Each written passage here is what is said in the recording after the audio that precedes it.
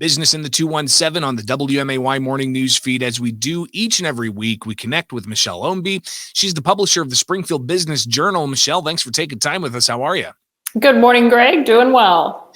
Well, I wanted to start with something that I think is on a lot of people's minds with the ongoing COVID situation. They might hear about hospitalizations and the crunch of hospital capacity.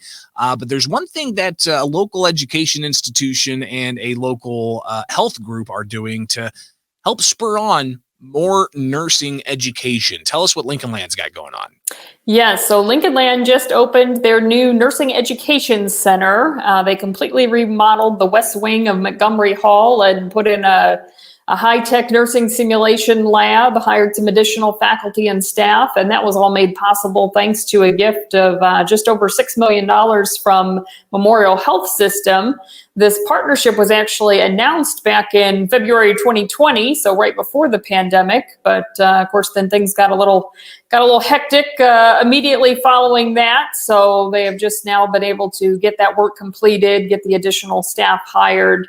As you mentioned, there was a big nursing shortage even prior to the pandemic, and certainly COVID has only made things worse, both with an increase in demand for nursing services and people who have just burned out and left the profession or had to juggle kids learning remotely and that sort of thing and not been able to continue working full time. So Lincoln Land says this will give them the capacity to add an additional 90 students per year to the nursing program. So hopefully that will become a way to address some of our nursing shortages in the Springfield area.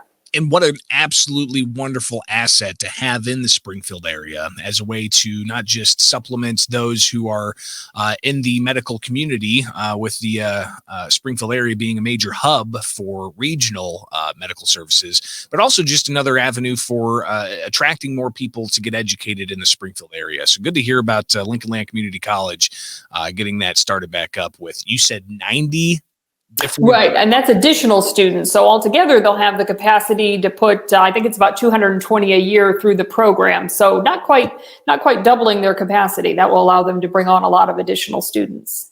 Michelle Ownbey, she's publisher of the Springfield Business Journal here on the WMAY morning news feed with Business in the 217. Let's talk about Apricot Lane, a boutique opening up here.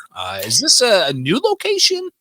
Well, it is. So the name probably sounds familiar because once upon a time there was an Apricot Lane boutique in Springfield, and it was located in the Gables. But this is a new location and a new owner. The original Apricot Lane closed a few years back, and it has now been reopened by Nicole Cravens, and she is in the West Iles Business Center. So if you can picture Sky Lounge, Papo's Cafe, that area.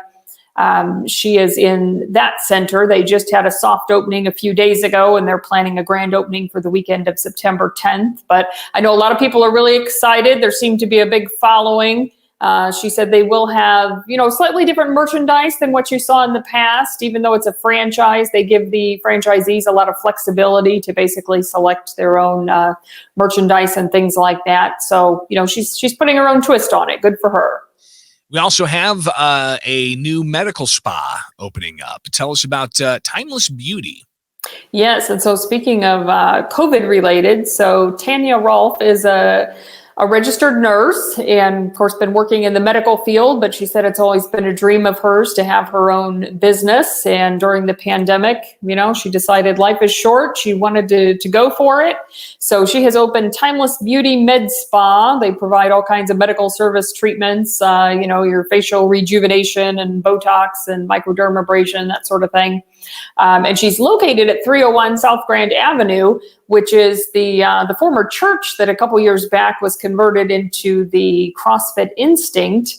But they occupy about 2/3 of that building, and the rest is rented out to related businesses. I think they have a chiropractor and massage therapist. I know there was a yoga studio in there for a while. So she said it was a really good fit with what she had going on, and so she's occupying a suite on the main level of that building.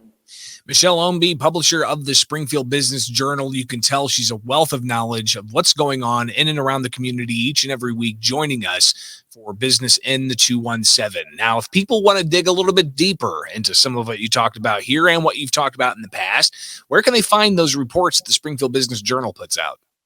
Well, every Wednesday we send out Biz Bites, our weekly newsletter, and that is free of charge. It's a roundup of things that are happening in the business community. So you can go online to springfieldbusinessjournal.com and get signed up for that. And of course, for more in-depth information, you can also make sure you sign up for the print edition and get that delivered to your home or office. And it's not just what's going on in the business community with new openings or transfers from one owner to another. You guys do a lot of other featured material as well, highlighting a lot of the work that some of the business leaders in the community do. So I would encourage people to get out there and check out the Springfield Business Journal. Michelle Ownbey, publisher of the SBJ, thank you so much for taking time with us here each and every week on Business in the 217 on the WMAY Morning News Feed. Thanks, Greg.